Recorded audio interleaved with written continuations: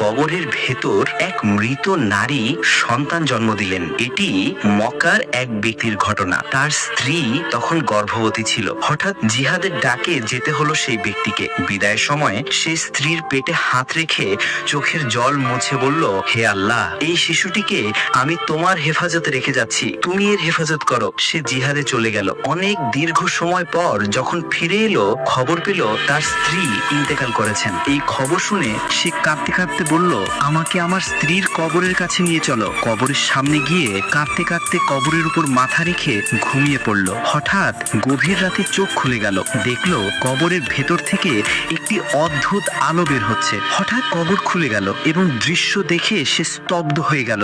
ভেতরে তার মৃত স্ত্রী শুয়ে আছেন আর তার জীবিত সন্তান খেলছে মায়ের কোলে। সে তাড়াতাড়ি কবরের ভেতরে ঝাঁপ দিয়ে সন্তানের কোলে নিল। কবর থেকে বের হতেই আকাশ থেকে একটি আওয়াজ